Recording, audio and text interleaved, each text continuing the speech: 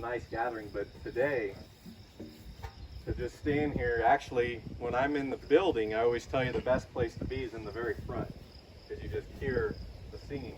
Today, I just discovered the best place to be is standing, sounds weird, but back by the bathrooms. And listening, it just is, it's powerful to sit here and listen to you guys worship. And to sing something as simple as, Lord, I need you. When we were videotaping and recording, one of the hardest parts is getting just, even though you prepared and you prayed and you're trying to get ready, one of the hardest parts is pushing the record button and just feeling like, okay, I'm ready to share what's here. And so I was listening to, I would turn on some music. If you were to walk in the church, it'd probably be a little weird because it's kind of blasting from my office computer, kind of going through there to try and get ready. And that's kind of cool, but there's nothing better than gathering with the people and just hearing them worship. And I believe it does both, you know, back in the day when they'd go to battle, they would sing. They'd send the musicians out first to prepare and to help for that battle, but it also just prepares us and puts our minds and hearts in that place where we can hear what God has for us. So just to hear you guys from back here over to here was powerful. I can't keep looking over here. These guys are really comfortable here. You need to move in the shade, aren't you, man? He's already fallen asleep. I haven't even got started. One other thing I did forget to tell you, by the way, we haven't brought them out here, but we will have them when we get to the building. We bought little notebooks that we're going to give to everybody. Our whole worship folder thing is going to change. All of that is going to be a little different, but since we're not going to be handing out all a bunch of paper supplies and everything, if you ever keep notes to the message and things like that, we're just giving everybody a little notebook that we're just going to call our sermon notebook or prayer journal that we'll give to you. Take it home, bring it back with you each Sunday. It'll be what we give to visitors when they show up. So we've got them all, the boxes sitting in my office. And I just want to let you know that is there. I encourage you, just when something still hits you, write it down. Go back and look at it. If you ever want to know somebody who's the king of writing it down and looking back at it, go talk to Craig McGuire. We'll take those notes and he'll go back and he'll look at them and he'll use them again. And we just feel like that's important, and that's something I keep forgetting to tell you. We are going to have that available to you when we get back into the building. And so I encourage you to take one. I partly thought of it because I saw some of these kids coloring. We're going to try and have something for the kids, try and utilize the Right Now media, all that kind of stuff to try and connect with everybody even when we gather, depending on what's going to take place. So that's going to be coming up. Into what I was going to share today, that song that Carly, which by the way, that wasn't the song she was planning on singing when she texted me the other day. That wasn't the one that she planned, that last one we just had right there, Lord, I Need You. I think instead you had Amazing Grace or something like that on there. And what'd you say, you couldn't find the music or something, so had to change it, however it was? It's kind of funny, she's talking to me about it, and she says, I'm not doing Amazing Grace, I'm doing Lord, I Need You instead, because I'm going to find it. Well, she had no idea that Lord, I Need You is going to go a lot better with what I had to share with you today. And I think it's very fitting that we sing that song right before I share with you.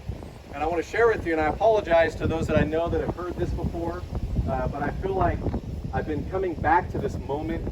You know how you get those flash points in your moment? There's those times where it was just a sentence, it was a moment, it was an experience that just made such an impact that at different moments in your life, sometimes you just come back to that. Even if it has nothing really to do with the exact moment that's taking place around you, there was something about that whole thing, whether it's what a person said, whether it was the response that was given, whatever it was, it comes back there. And this is one of those moments. So I know some of you have heard it before, apologize. Some of you have not heard it before.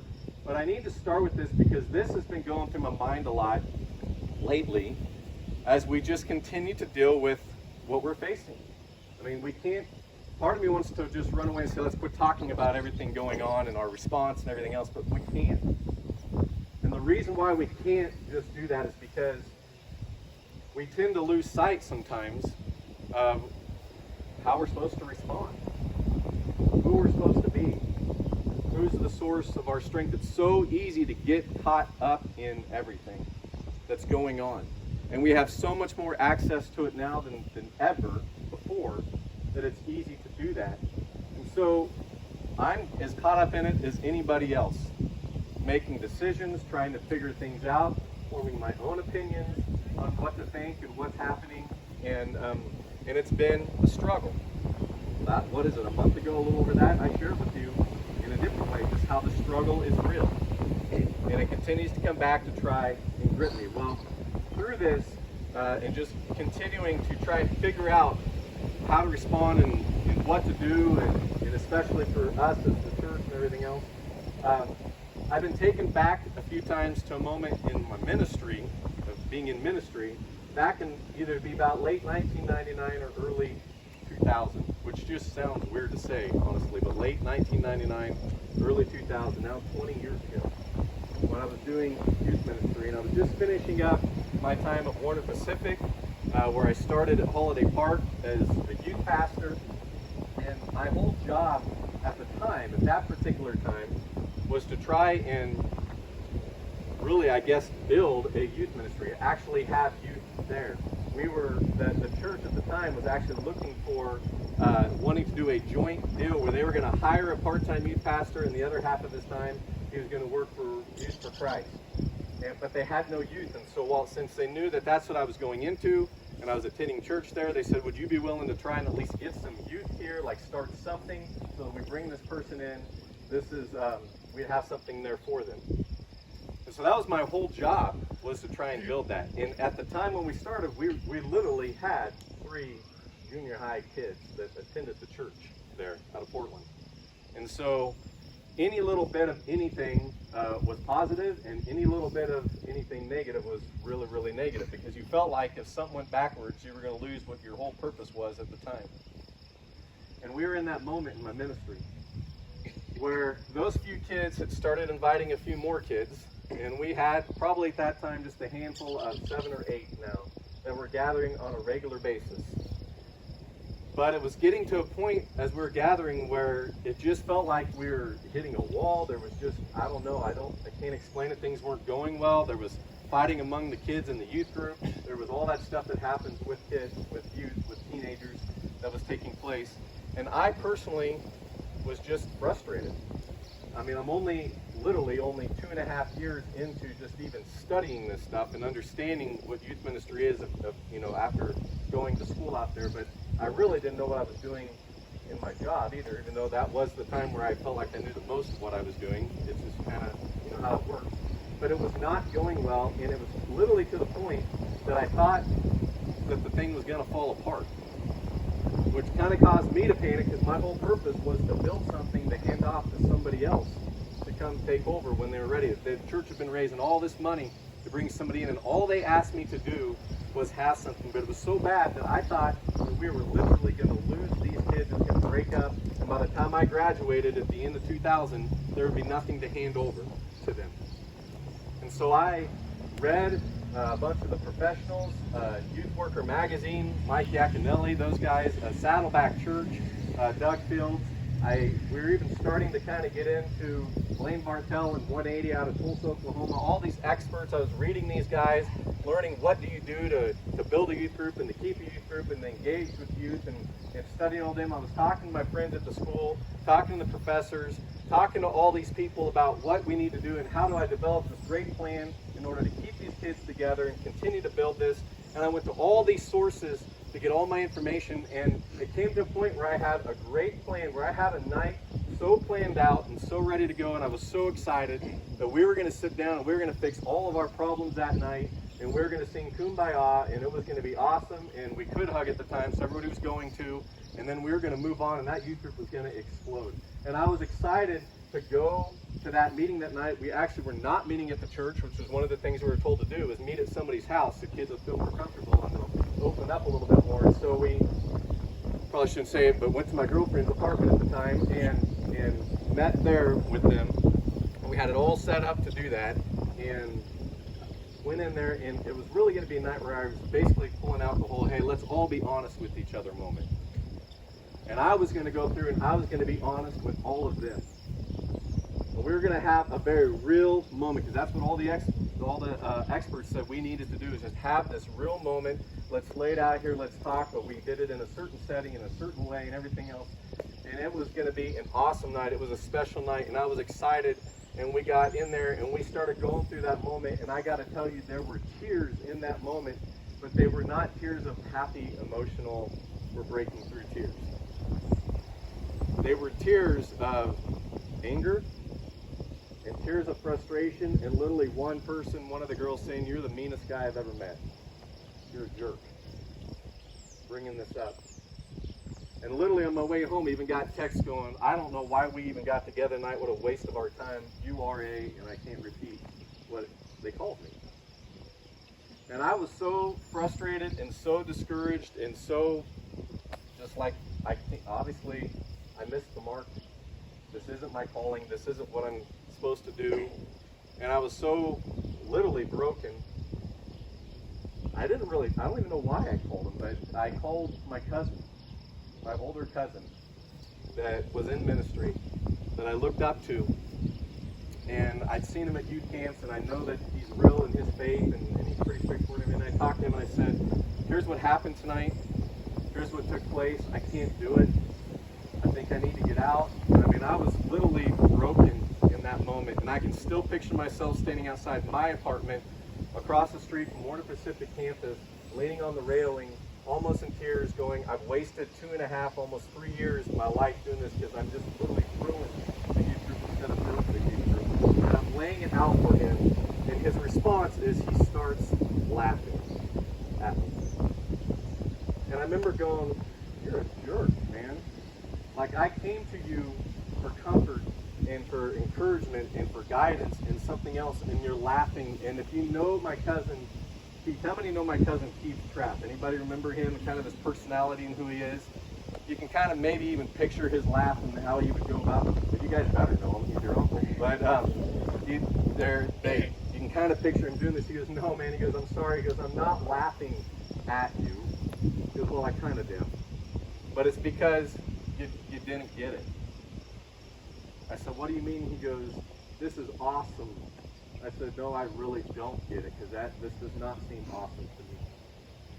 He goes, "This is awesome because God finally has you right where He wants you. You have no choice now. You've checked on everybody and on everything, and you've looked at every piece of advice but to Him." He said, "I would suggest if you want to build this youth group and you want to start going where God wants you to go, that you actually talk to Him about it. And you let Him guide you, and you let Him lead you." And that has always stuck with me. That's been one of those, like I said, flashpoints in my life, that when, it's not like I think about it all the time. You can say that it drives me, and I've never lost focus again, and I've never lost sight because He said it. But when those times come and we really get into it, for some reason, that's the thing that God can always pull back and remind me and say, "Hey, wait a minute. Have you even asked me? Have you even come to me? Have you even talked to me about it? You checked into everybody else, Doug Fields, Blaine Bartell, Mike Yaconelli, youth worker, all this kind of stuff. Have you talked to me?" And it can pull me back to that quite often. And as we continue to walk through that, I've realized, or walk through what we're going through, I've realized how important that moment is to me again, because that's what God has, even though I keep losing focus day after day, I've heard that more and more and more in my life in the last couple of weeks. At some point, you're going to talk to me about it? You're going to talk to me about it? And today I'm thankful that my cousin did that, because those are words that not only I needed to hear then, I still need to hear them today. And I needed to hear them yesterday, and I'm sure I'm going to need to hear them again tomorrow. While thinking of that, one of the things I will do then, I said, "Okay, God, help me. Let's talk about it. Let's just show me something." And I'll sit down and we'll have some time alone, and we'll open this up and I'll start reading. Or one thing I like to do every day right now is, if you have the Bible app at all from Life Church, they have a story each morning where there's a verse on there with the devotion and everything on it. I like to use that to kind of start, to get my mind just kind of off of all the other stuff and the Facebook memes and quotes and hot takes and everything else, and on to something else to start the day. And this week, in doing that, it brought up some other words that I needed to hear. And And we find them in Psalm 121, and they go right along with what my cousin told me. So if you have your Bible, I encourage you, open to Psalm 121 for a moment, or grab your phone. It's easier to use phones out here right now with a little bit of wind, if you can. Grab your phone or your Bible, and Psalm 121 says this. And if you don't have it and you're just listening, I encourage you for a moment, close your eyes and listen, because listen to this while this is going on. This is just one of those, you almost have to read it slowly.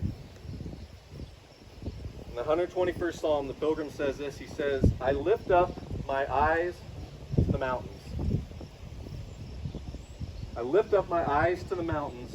Where does my help come from? My help comes from the Lord, the maker of heaven and the earth. He will not let your foot slip. He who watches over you will not slumber. Indeed, he who watches over Israel will neither slumber nor sleep. The Lord watches over you. The Lord is your shade at your right hand. The sun will not harm you by day, nor the moon by night.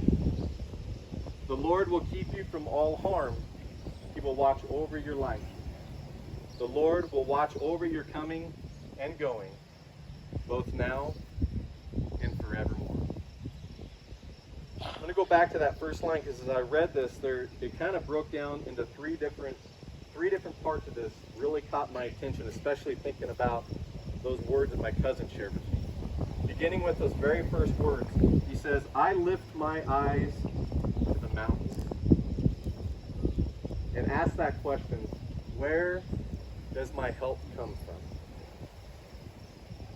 I don't know why I thought of that a lot. That line caught my attention when he says, this pilgrim, as they say, that wrote this, says, I lift my eyes to the mountains. Where does my help come from? And there, when you read and go, what does he mean by that? Why is he lifting his eyes to the mountains? What's going on? There's different thoughts as to what's going on here. Some say that he's lifting his eyes to the mountains because it's the Mount of God and the Mount of Zion, and he's expecting help from there. So he's looking into the mountains, this guy on his journey with the people he's with. He lays down at night and saying, I lift my eyes to the mountains to see where my help comes from. That's what some people think he's saying. Some people, if you read him, they think that he's going, I'm in a dangerous situation. I'm settling down for the night. People know what's going on. There's danger all around me. So I lift my eyes to the mountains, which, again, if you read your scripture from Old Testament to New, it seems like whenever a great, powerful moment happened in Scripture, where did it happen? It was connected to a mountain and to a hill and those big moments. And there was something in the culture of that day, and I think that's even a little bit still in us now, where the powerful things, the things that help us, the things that we see happen in the mountains. So it's like he's saying, I know I'm in danger. It lurks all around me. There's stuff all around. And so I lift my eyes to the mountains to see, is there any help from there? And some people think that's what he's saying. One commentator actually wrote it like this. He says, in the long journey to Jerusalem, pilgrims had to encamp in the desert or arid regions through which their march lay. And at night, sentries, which were soldiers who were stationed to keep guard or to control access to a place, at night these sentries were set on the top of neighboring hills in order to guard the encampment against sudden attack from robber bands who, knowing all too well the season of the pilgrimages, hoped to enrich themselves by raiding the pilgrim camps. And this commentator says, in our psalm, we have some of the reflections of one of the pilgrims who, before entering his tent for the night, looks toward the hill and sees the sentry sitting there to guard and to take place, but then sees another guardian, the Lord, beside him, beyond him in the mountains and the hills. I don't know exactly what he was implying when he says, I lift my eyes to the hills and ask that question, where does my help come from? But what got my attention was he was in a place of danger and need and direction and comfort and guidance and everything else. And what he did was he lifted his eyes for something that was going to help. To say, where can I find help? And what got my attention as I read this was the fact that in that came that he lifted his eyes. And I realized that's what we all do when we're in that place. We lift our eyes. We can connect with what this guy is saying because We all understand in those tough moments, if we know deep down that we lift our eyes to something, to say, where does my help come from? I'm going through this right now. I'm struggling with this. I don't understand this. This doesn't make sense. That makes me angry. Those people are stupid. That stuff's going on. All this. I don't get it. I need comfort. I need guidance. I need direction. I need something. So I'm going to lift my eyes for the answer somewhere to see where my help's going to come from. And the question I came up with this for myself was, in the time of uncertainty, concern, where do I look for my help?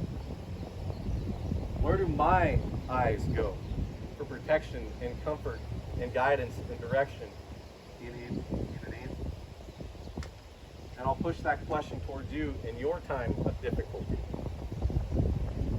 Where do you lift your eyes? What are you looking to? Where are we going to find our comfort and our direction and our guidance and our answers? Because I find far too often for myself, I'm looking to the hills for my help and not the one who created those hills.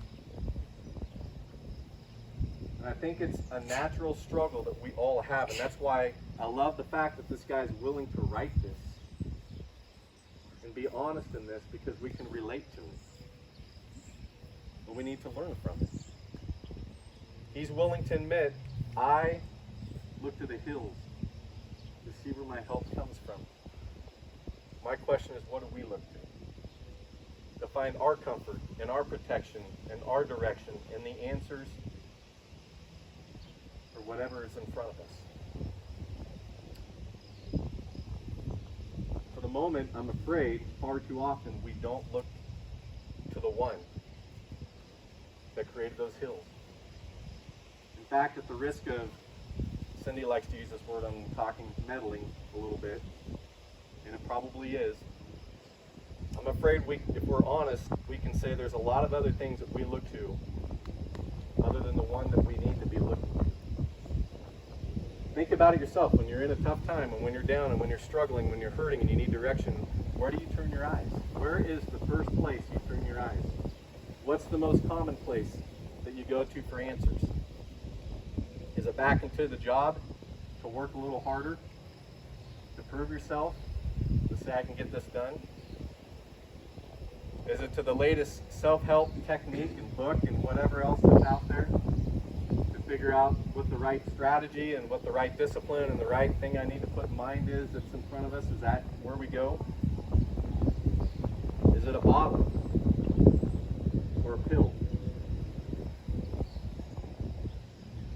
Is it another person that we rely on to give us affirmation and fulfillment and maybe even pleasure to feel a little bit better for the moment?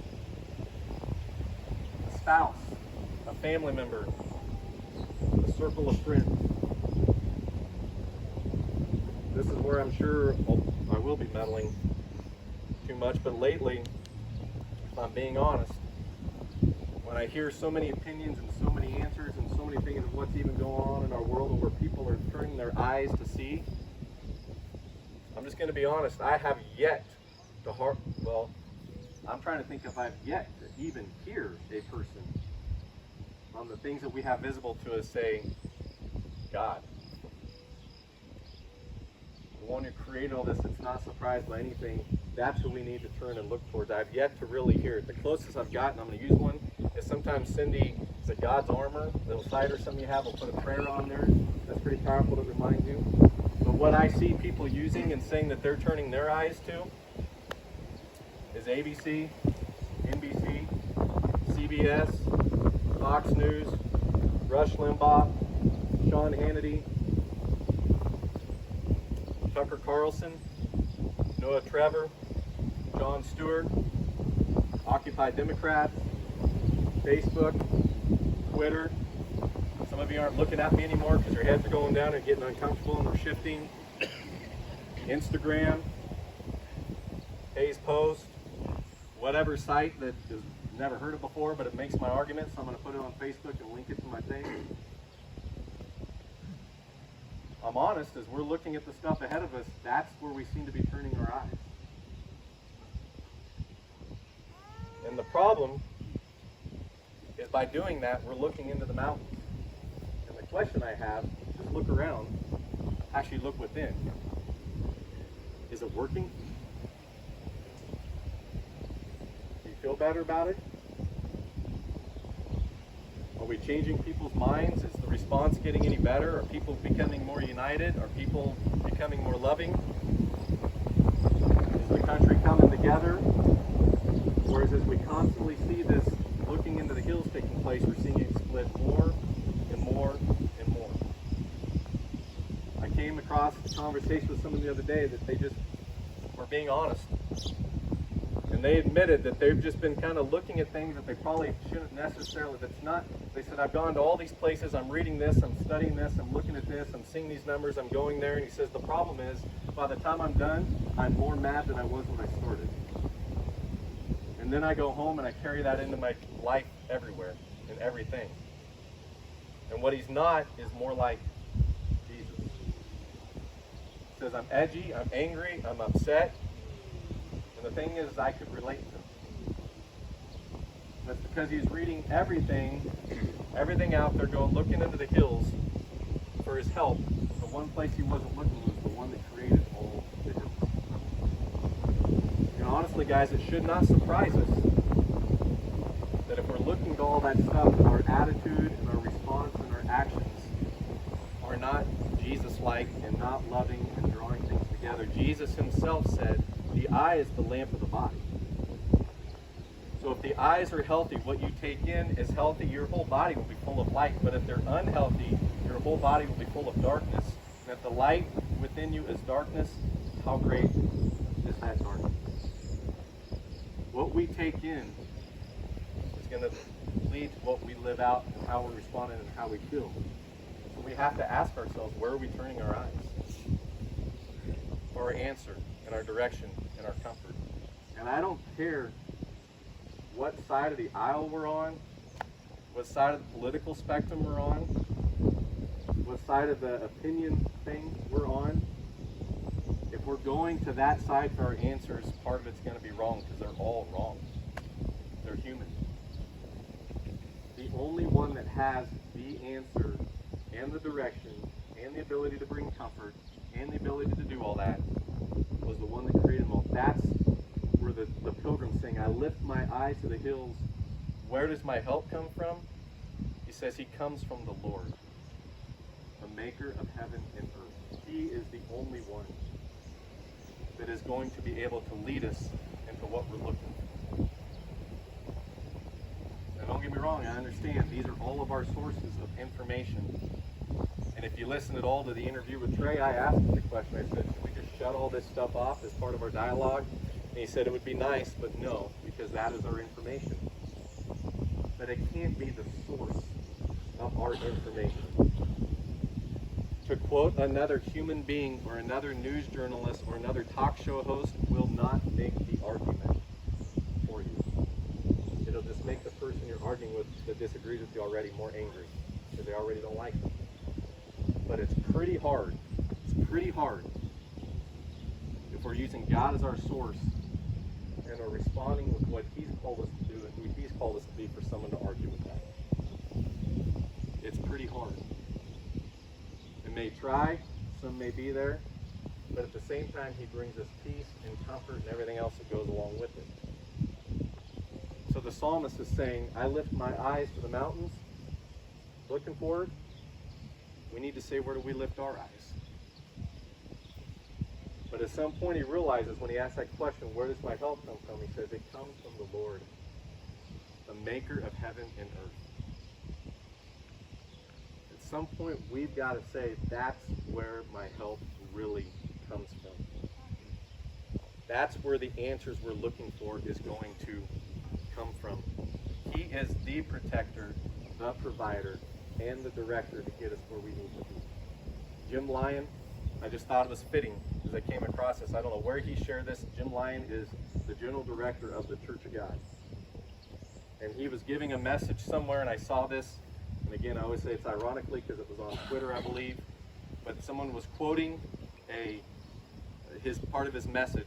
And in his message, he says this. He says, no government, no political platform, no organized protest can alone achieve what a radically committed to following Jesus, born again, and anointed by the Holy Spirit people can do to effect righteous change. It is a spiritual work that first requires, and these are the three words, Jesus as, what do you think the last word is? Lord. The source. The first. The middle. The end. And that's what the psalmist is trying to tell us. That's what my cousin was trying to tell me. As you've tried looking at everything else, how about go to the one, as the psalmist says, can actually give you what you need. The direction, the guidance, the comfort. And the best part, and the third part of this that caught my attention was, when we do this, we find that he is always on duty. That's a little line in there that we almost miss, but thanks to the late pastor Ron Mell, he wrote a book called God Works the Night Shift, and that's one that's also always stuck with me. But it says in here that this one that we can look to, he watches over you. He who watches over you will not slumber. He will neither slumber nor will he sleep. The beauty is, this one that we're saying that we need to be talking to is always available and ready. Mel in his book does a really good job of painting a picture, and I used to like nighttime stuff. I can tell that my age thing is shifting. I don't even like to drive at night anymore. It's pretty bad when you're at a softball game and you're going to get this game over with so I can get home before dark. And it's not just because of trying to hit Dairy Queen before it closes. I can't see as well. But I used to love just the feel of night, the quiet of night. And he brings up these folks that go to work at night that we tend to forget about in our lives. And he draws a picture of that nurse in the dark hallways, in the dark rooms, with the quiet slippers on, slipping in and out of a patient's room, checking their monitors, checking their vitals, checking all the stuff they need to do, not wanting to wake them at night while we're sleeping. He brings up a police officer that's driving around town, just looking in the lamplight for some kind of movement that's out of the ordinary, to make sure that there's nobody doing something they shouldn't be doing in the dark of the night while others are sleeping, and keeping them protected. These guys that are up and they're working. He brings up those construction workers that when everybody else is going to bed, they pop out their portable lights and they turn them on and they try and work on that section of the road that's too busy to be worked on during the day. And they work through the night to try and get it done. Or he brings up the baker that while everybody else is in bed thinking about getting their donuts and their bread in the morning, gets up early in the morning or late at night and goes to work and starts putting together the dough, rolling it, getting it ready to rise. You can smell all that taking place. He brings up the airplane pilot who, while all the 366 passengers behind him have all the lights off and the things around their neck, I'm not sure if they're called a neck pillow maybe or something like that, around their neck, and they're sleeping. He says his final little whatever instructions he's given to the people at the tower, and then he takes that cup of hot coffee from the flight attendant before he puts it on autopilot and sits and sees the stars above and the ocean below. And he brings up all these people that are working at night that we tend to forget about and says, remember that while all these are doing this, so is your God. He's just at work at night as all these other folks that we tend to forget about. He is always, always available. And that's what the psalmist is reminding us here, is that he is the source who is always at work. When we are eating our spaghetti and corn and lettuce and get ready to watch a show, maybe take a shower and get ready for bed, God's slurping down another bowl of corn flakes and orange juice, getting ready to go to work on your behalf. He's the one that we need to go to. That's what my cousin is trying to get through to me. That's what the psalmist is trying to get through to us. Carly, we're going to close here. That's what he's doing. So as we go through this time, and as we go through what we're continuing to deal with, we need to be asking ourselves, where are we looking to deal with everything? Not just in the big worldly stuff taking place around us, But even in our own lives and struggles and the things that we're dealing with and that we're facing, we need to ask ourselves the same question that the psalmist asked. Where are we lifting our eyes to? Where are they going? Is it to all these other things out there that are available to us? Or are we actually looking to the Lord, the maker of heaven and earth, who is always on duty and who never sleeps? Our first reaction every day should be to go to Him when we wake up. When we find ourselves in the middle of a day, in the middle of another conversation, which we will get sucked into, or we read another article on Facebook, which we will read, or we hear another news bit, which we will hear, our first response from that should be to go, God, I just heard this. Is that right? I don't want to lift my eyes to that hill and just rely completely on that for my help. You are the one I need to talk to. What do you think? And in the evening again, before we go to bed, we need to say, God, I'm going to be sleeping, but you can do things beyond what I can even comprehend. So while I'm getting some rest and you're still at work, can you with your spirit just continue to work on me and just take over my mind? Help me to dream things maybe that I never even realized I was thinking about, maybe realize something through those. Can you just continue to speak to me in a way that only you can? So Lord, can you just be the front, the center, the first? I've tried everything else. And right now I'm upset, I'm edgy, I'm tired. I'm looking around, it doesn't seem to be working.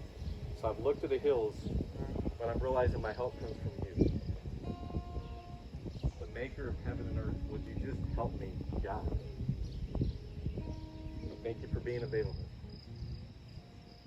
I felt just over the last couple of weeks, we need to be reminded that opportunity's there, but we also need to be pushed to take advantage of that. And to quit going to all the stuff that all it is doing is dividing right now. And go to Him first and basically take the example, or take the advice of my cousin, and hear his voice saying, if you're frustrated and you're irritated and you're angry and you're ready to give up and you're ready to be done, just listen to him laugh at you and go, God's got you right where He wants you. Now would you just go to Him? Because that's what the psalmist says, that's what my cousin told me, and that's what you read over and over in Scripture is the only thing that will really help. Might He push us towards those other opportunities, those pieces of advice? Maybe. But let Him do it. Instead of putting Him here and letting them get us away. Let Him be the one that guides wherever He needs to guide you. Talking to somebody the other day, I just keep feeling like in this whole thing, everything going on, that thing that keeps going through my mind is, what can I do? I'm really basically a known name, little guy in a little town, little church, all this going on. What can I do? And what I keep feeling like I'm saying is, you just go with your group and keep pointing them back to me. I'll take care of the rest. You just keep going with your group and keep pointing them back to come lean on me, and that's what I'm doing this morning. I'm doing it by saying, what do you turn your eyes to? Is it working? Because what we see and what we hear and what's been experienced is the only thing that wills when we quit looking to the hills and we look to the one that created the hills, the Lord, the maker of heaven and earth, who never sleeps and never slumbers, and say, you be my source of this. I just wonder what would happen if we actually did that. Not just what happens around us, what would happen within us. So as I close, Alan's going to come up here in a minute. I think it's fitting he's going to close us, because in the midst of all this, Alan called me a little while ago and said, I want to buy you lunch. Would you be willing to meet? I didn't care if he had anything good to say. He's buying me lunch. So I said, yes, we'll get together. And we went to Subway, and he had something on his mind. And when Alan says, I got something on your mind, you kind of freak out, honestly, because you're wondering, what's he thinking? But you also know there's something going on. And he's had something on his heart.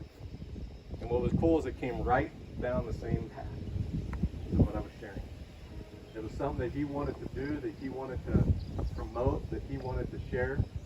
And he wants us as a church family to take the lead on it.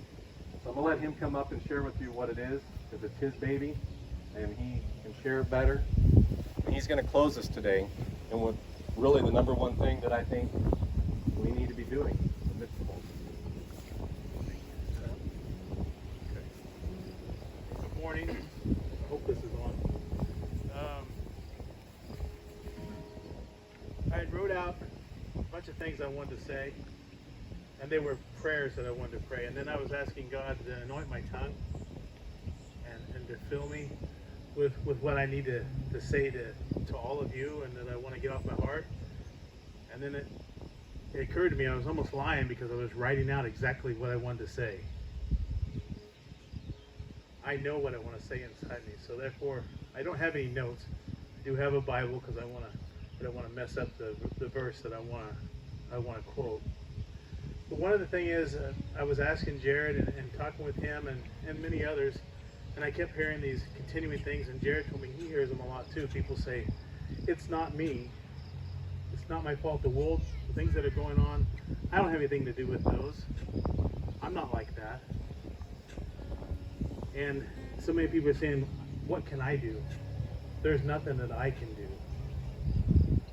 Well, in praying and thinking, there's something we all can do. When I talked more with Jared over our lunch, which we talked more than we ate, but the main thing is we came to a consensus that through it all we can pray. And we're working on something that we can get out to everyone, kind of in a solidarity, but kind of as a stance to say, through it all we can pray. We want to make sure that we let everyone know through everything that's going on, everywhere, no matter whether it's the coronavirus, whether it's the social injustices that we hear about, through everything, no matter whether you're angry, empathetic, whatever, through it all we can pray. So I want to read a short verse. It's Mark 24, and after that we'll have prayer and then probably get finished.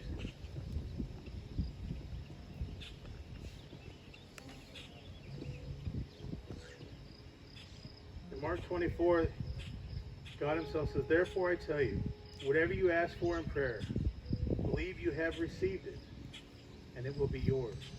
And when you stand praying, if you hold anything against anyone, forgive them, so that your Father in heaven may forgive you your sins.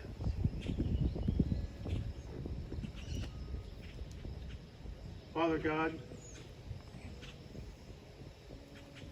first off, I want to thank you for this beautiful morning. I want to thank you for the family that's gathered here with us. Father, thank you for all your blessings and mercies that you give upon us. And God, we ask that you will share your mercies, share your wonderful joys with all of those around us. God, help us to set an example, not only for our own family, for our community, our city, Father, for the state. Help us to be a beacon. We ask that you will help us let some of your light shine through us all. Father, through it all, we know we can pray. And we humbly come to you and ask those things. And we believe that you will make a difference. Starting with ourselves, each individual one, and it will spread. God, once again, we thank you for everything that you give us. We thank you for the chance to make a difference for you. In your precious and heavenly name, all the church said, amen.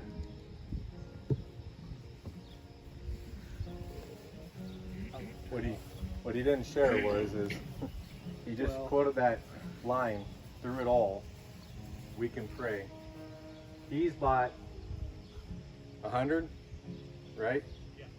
100 yard signs that are going to say, through it all, we can pray. What he'd like to do is, starting with our group, is give them to you and put it in your yard to remind yourself when you come home, to remind yourself when you go out, and to remind the people around you that through everything going on, we can pray. When we start looking to the hills, we can go, wait a minute. We can come back to this, and we're very specific with those words. We went around and around and back and forth because we didn't want to be scolding, saying just pray, just do it. We didn't want to be demanding. We wanted to be reminding, just as I am this morning, that through it all, we can pray. So we were hoping they'd be here today, and he was going to give them to you, and if you tried to order anything right now, nothing's in on time. So they didn't make it. So by the time we gather again, or if you see him walking around pulling a wagon, that's what he's pulling, take one from him. And then our hope is, honestly, to start with our group, and we've talked about how often or whatever, but to start with our group, and before we gather on Sundays, especially if we're in this mode, maybe gather right here at the park, and before we gather for our worship and whatever it is, wherever we're at, we're just going to pray. And we want to start with that, and then we want to tell the other churches, hey, come and join us. I don't care what the name is on your church, because through it all, we can pray. And then maybe tell somebody else in town that's struggling, saying, come on, because through it all, we can pray. We're not going to preach to you and everything else, we're just going to pray. And maybe eventually turn this park into a prayer park, where we gather as a community. And if it keeps going, we won't stop it. We've said, what are we going to do in the winter when it's cold? I don't know, either shovel the sidewalks or find a place where we can go. But we got to remember where our help comes from, and know that we can pray and call on him. So I love the fact that he had it, that he's initiating it. He's already bought the signs. When he comes to you, don't be afraid to take one. It's not intrusive. 2? I guess take 2. Give one to someone. Oh, give one to someone, he says. And just say, hey, no matter what, through it all, we can pray. Okay? And remember, that's where our eyes need to be looking for. That's where our help comes from. So it's good to be together with you guys this morning. It's great to spend this time. Carly's going to sing this as we get up and get ready to go. This song that you've heard a couple times on the videos. We haven't got to sing it as a church family because it wasn't out there before, but so you're not going to know it unless you listen to the radio. But if you want to sit and sing it with her, if you want to get up and give another person another chest bump, thumbs up, wink, or whatever, we know that Seth likes to do it, so give him one. You know, and let's have that moment. Let's say goodbye for the day, but let's go out and think about where our eyes are looking and what we're going to for our information. And remember, the Lord, the maker of heaven and earth, is available. And he's always at work. And let him lead us. Okay? So have a great rest of the day today. Charlie sings us out of here.